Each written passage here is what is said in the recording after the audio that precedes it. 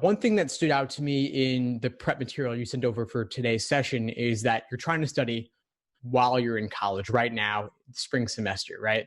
Yeah. When are you registered for the LSAT? I'm not registered right now, but I'm planning on taking it in September. Okay, so you've got a while. Yeah. You've got a while. And what are your plans for the summer? I was just going to study, but I'm still figuring out how I'm going to be doing that. I applied. As I mentioned before, I'm a first-gen student, so we do have a program where you can apply for funding. So I applied for funding, and I'm waiting to hear back. Okay. Okay, Yeah. great. So you got the whole summer ahead of you. Yeah.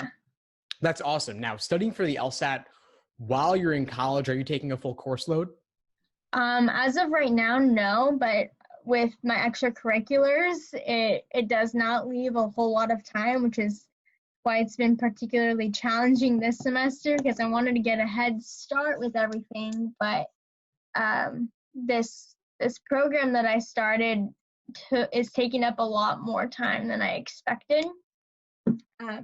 And same thing with senior year, it's going to be very challenging, especially, in the beginning, getting everything together, because not only am I going to be running my mentor program, because we're working with both high school students and 8th grade students, but I'm also going to be the president of Prelaw Society. I'm currently the vice president.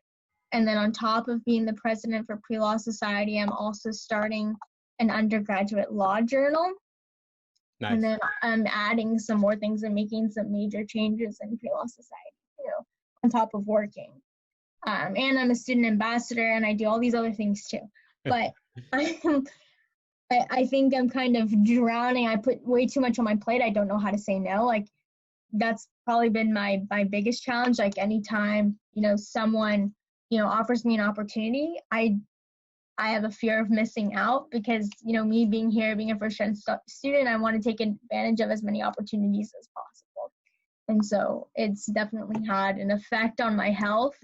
But, great LinkedIn page and great resume, and I have a lot to talk about for law school applications, but it's more important to have a good LSAT score at this point.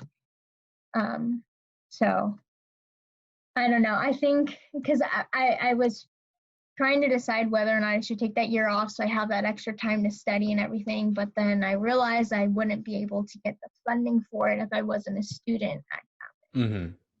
So, or I could just focus on the LSAT and then worry about the application parts later once I graduate.